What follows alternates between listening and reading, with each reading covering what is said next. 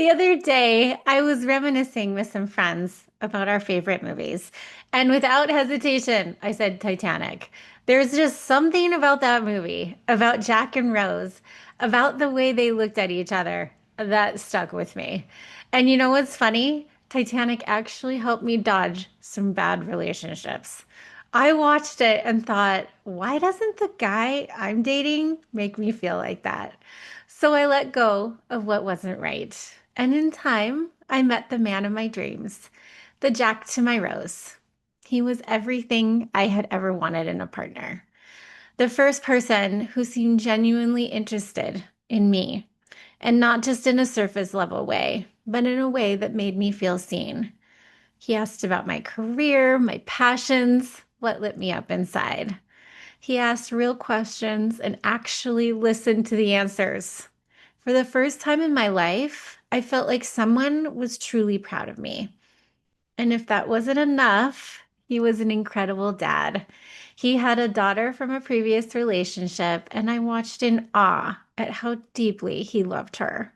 He was a firefighter doing 24-hour shifts, but on his days off, his entire world revolved around her. She adored him, and it was easy to see why. And I remember thinking, wow, this is the kind of man I want to build a life with. So we did. We got married on a stunning beach in Kauai, and it truly felt like a fairy tale. But then life happened. Real life is not always like the movies, and the Jack and Rose love story didn't last for us. Very quickly, I realized my marriage was not what I thought it would be. I felt like I was walking through a landmine field, never knowing what might trigger an explosion.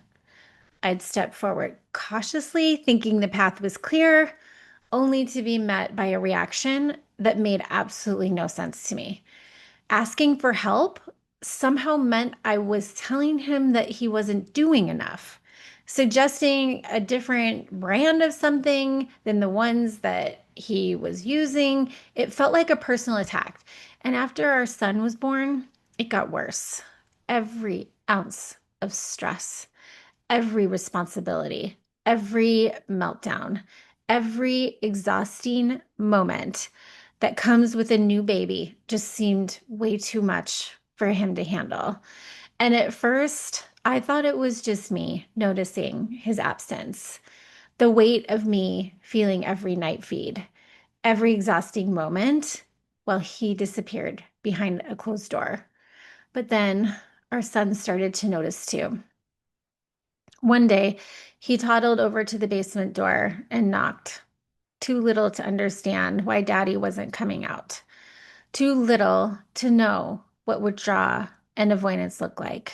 He just knew Daddy was behind the door, and in his little mind, knocking should have been enough. But it wasn't. He knocked again and again, his tiny fist tapping against the wood, waiting for a door that never opened.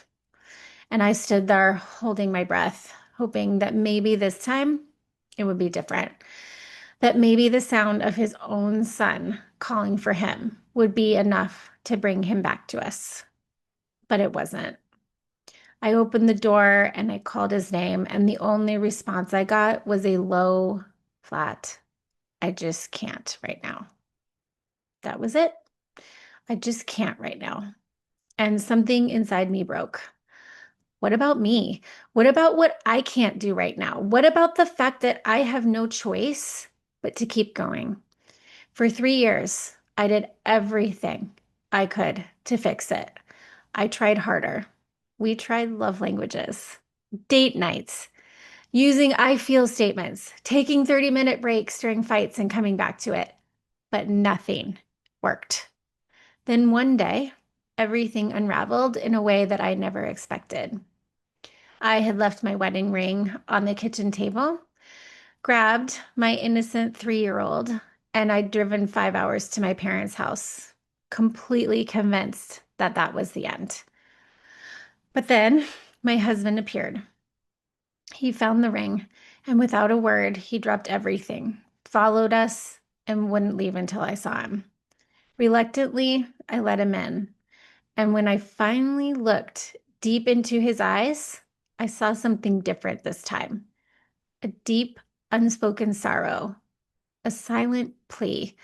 With trembling hesitation, I asked the question that changed everything. What happened to you?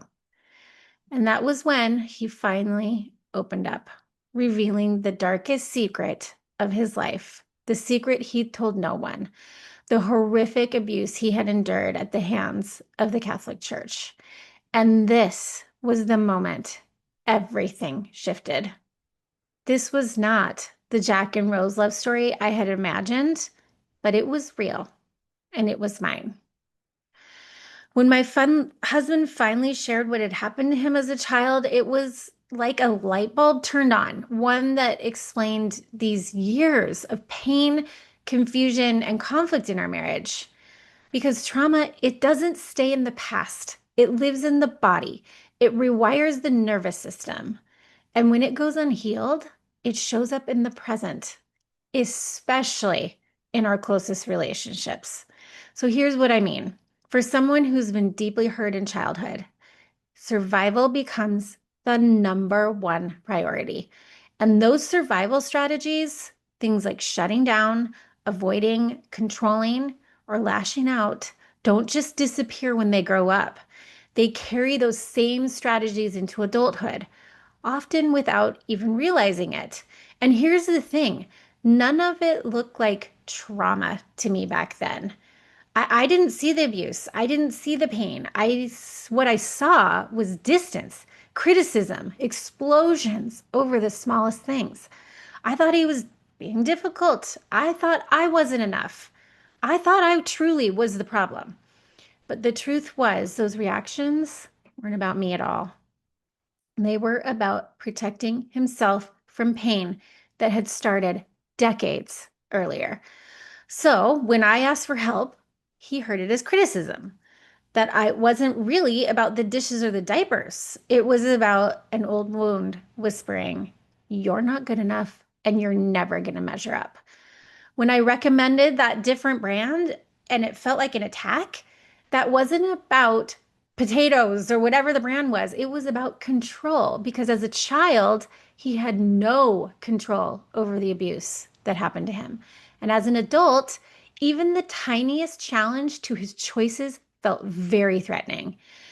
And then when he disappeared behind a closed door, leaving me and our son on the other side, that wasn't him not loving us. That was about survival.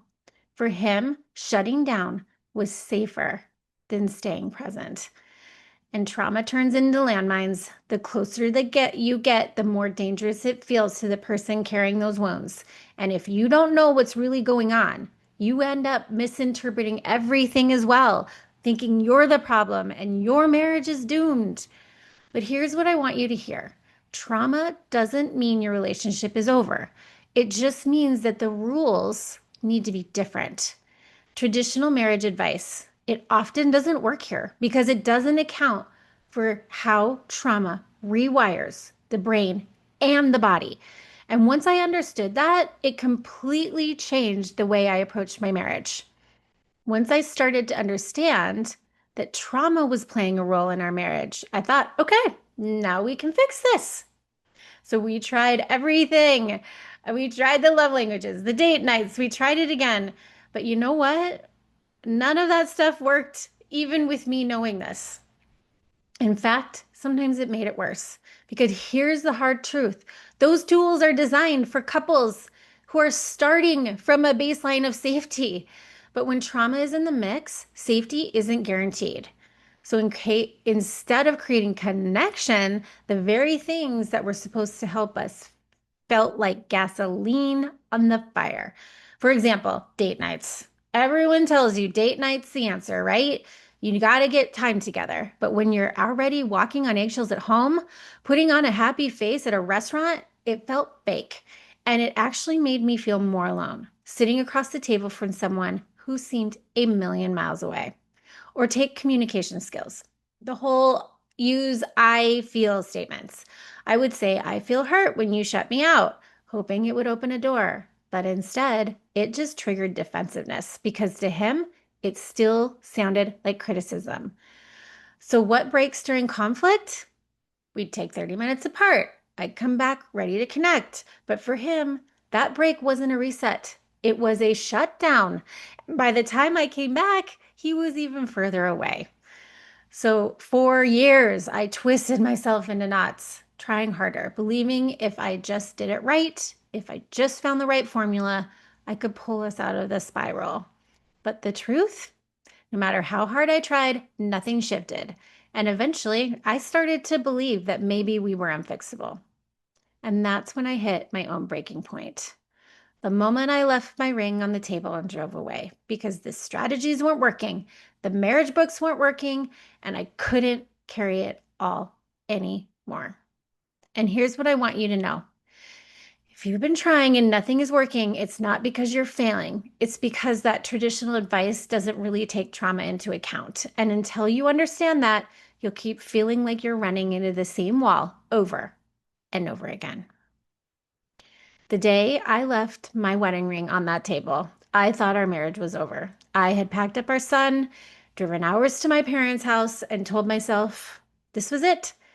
But when my husband showed up, he had found the ring, and without a word, he'd followed us. He stood at my parents' doorstep, unwilling to leave until I saw him.